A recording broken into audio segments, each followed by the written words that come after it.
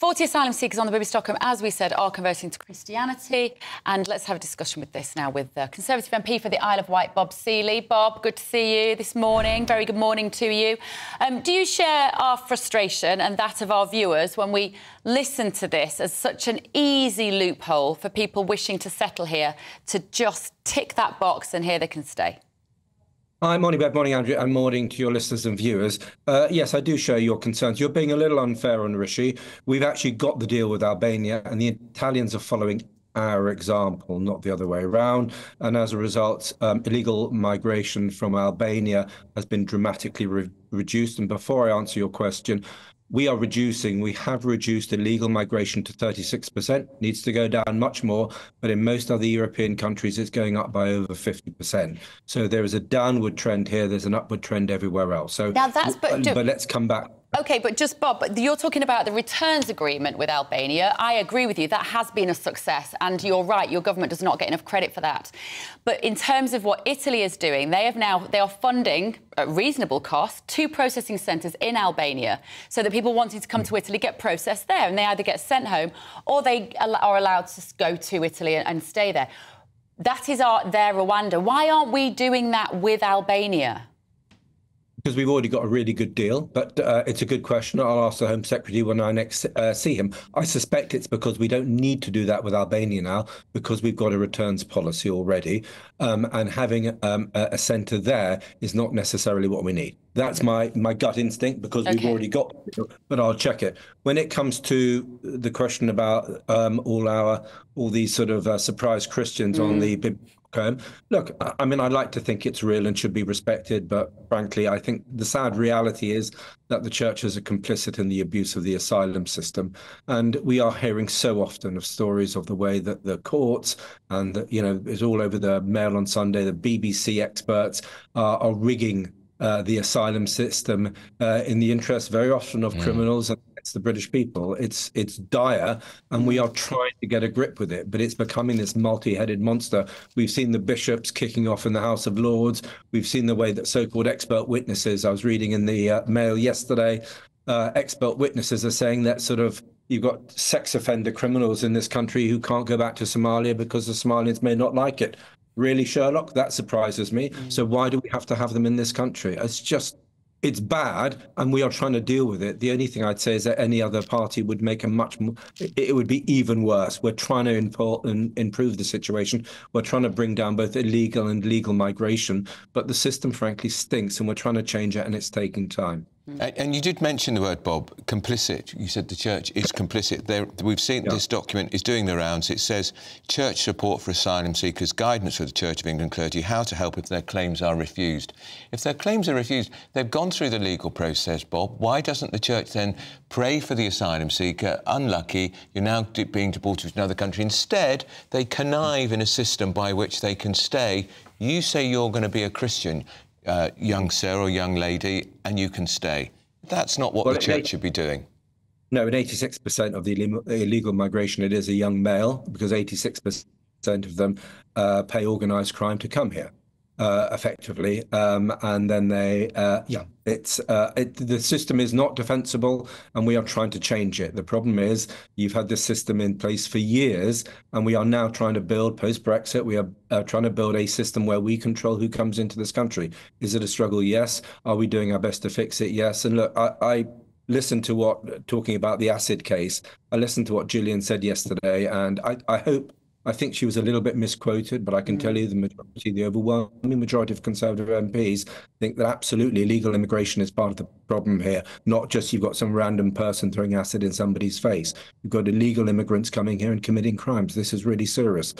And and it's absolutely part of the wider debate, and we're trying to deal with it.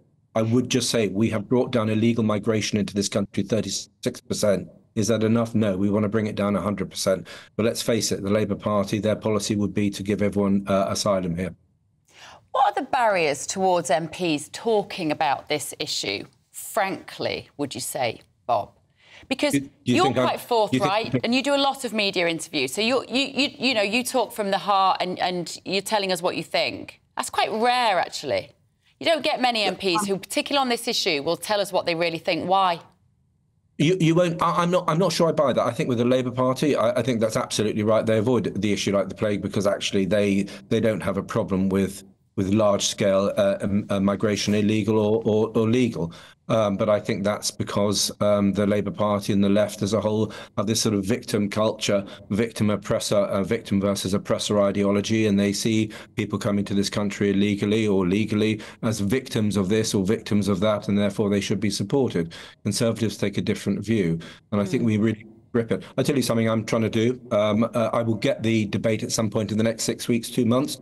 I'm bringing in a private member's bill. Parliament will need to vote to fix a limit on legal and asylum and work migration stats and figures. So Parliament, my plan is for Parliament to set a cap on migration into this country annually.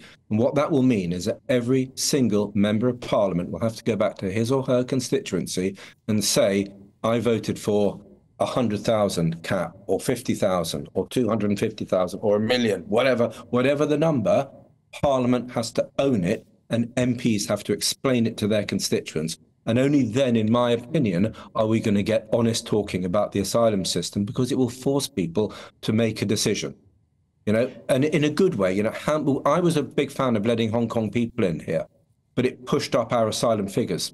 I'm a fan of letting Ukrainians in, but it's pushing up our asylum figures. So we need to be explaining why we make these decisions to people. Do we really need to take in lots of fruit pickers for farming, or do we just need to automate picking far more using AI, using the new machinery? So it will force us to actually think much harder about this issue.